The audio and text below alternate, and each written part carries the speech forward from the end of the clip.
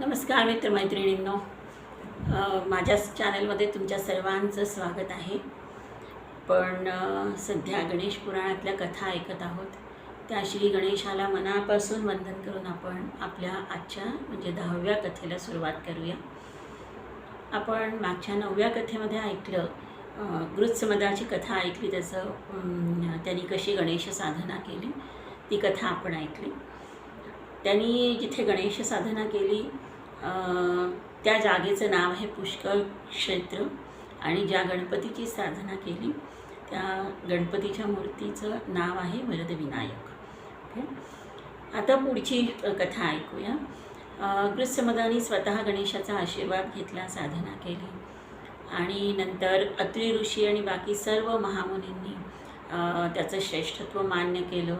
त्याला ह्याचा याज्ञिकीचा अधिकार दिला, वेदमंत्र म्हणण्याचा अधिकार दिला, आणि त्याला सन्मान दिला. त्याच्यामुळे तो खुश झाला गृत्समद. असाच एके दिवशी गृत्समद आता ते मुनी झालेले होते, त्यांचं सगळ्या मुनीसमुदायाने त्यांना स्वीकारलेलं होतं. तर त्या गृत्समद मुनींनी एके दिवशी अशी विश्रांती घेत असताना त्यांना एक शिंक आली, आणि त्या शिंकेतून त्यांच्या नाकामधून एक पुत्र बाहेर जन्माला आला. छोटासा तो पुत्र बघता बघता मोठा झाला, आणि तो आपल्या वडिलांकडे बघायला लागला, आणि तो इतका भयानक होता आणि कर्कश आवाजात किंचाळत होता. गृत्समद मुनी एक क्षण तर घाबरूनच गेले. म्हटलं, हे कसला मुलगा आहे?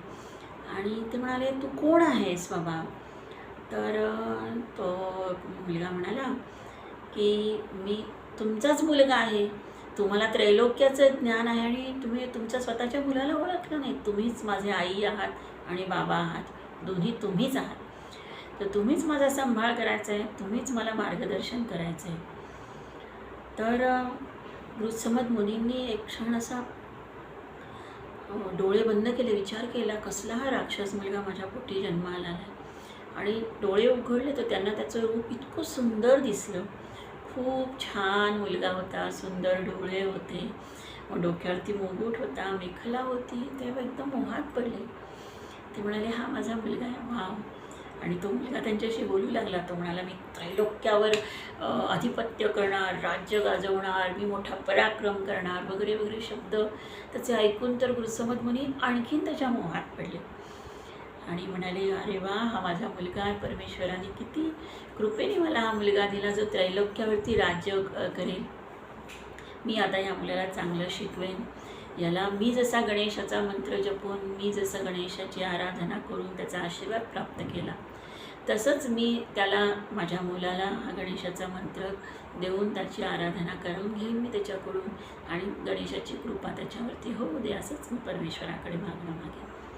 हळूहळू तो मुलगा मोठा झाला, आणि गृत्समद मुनींनी त्याला गणेश मंत्राचा जप करायला सांगितलं. तसं गृत्समद मुनींनी स्वतः साधना केली, तसाच तो मुलगाही अगदी निष्ठेने गणेशाची साधना करू लागला. जशी वडिलांनी सांगितली होती तशीच षडाक्षर मंत्रांनी गणेशाला जपू लागला. 1 वर्ष गेलं, 2 वर्ष गेलं, 3 वर्ष गेलं, त्याची साधना चालूच होती. अशी 15,000 दिव्य वर्ष गेली.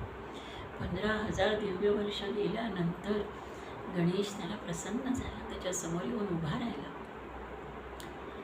म्हणाला, बोल, तुला काय हवं आहे? आणि तो मुलगा म्हणाला, मला या जगावर राज्य करायचं आहे. काही झालं तरी देव, दानव, पशु, पक्षी, मानव, राक्षस, नाग, किन्नर, चामर, सगळ्या यांच्यावरती माझी सत्ता असली पाहिजे, असा मला तो आशीर्वाद दे. आणि त्याचबरोबर मला मोक्षाची पण प्राप्ती हवी आहे.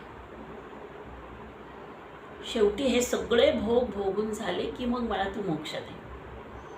गणेश म्हणाला, तथास्तु, तसंच होईल, तुझ्या म्हणण्याप्रमाणे होईल, असं म्हणून गणेश अंतर्धान पावला. गणेशाचं इतकं सुंदर रूप त्या मुलाच्या समोर आलेलं होतं, आणि ते इतकं पहिल्यांदी इतकं तेजस्वी होतं. ते जणू काही 12 आदित्य समोर एकत्र आलेले आहेत, इतकं तेजोमय ते होतं.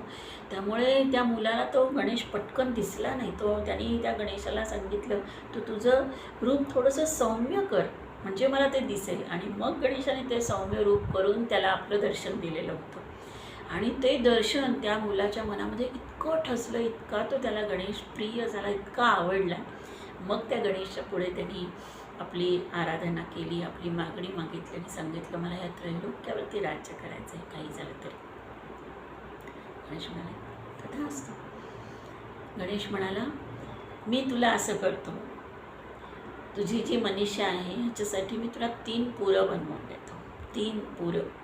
3 पूर म्हणजे नगर. एक असेल लोखंडाचं, दुसरं असेल चांदीचं, तिसरं असेल सोन्याचं.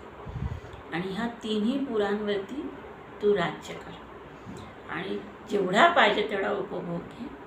आणि अंती तू तेव्हाच मरशील जेव्हा शिवाची इच्छा होईल आणि शिव तुला मोक्षप्राप्ती करून देईल. आणि असं म्हणून गणेश अंतर्धान पावला.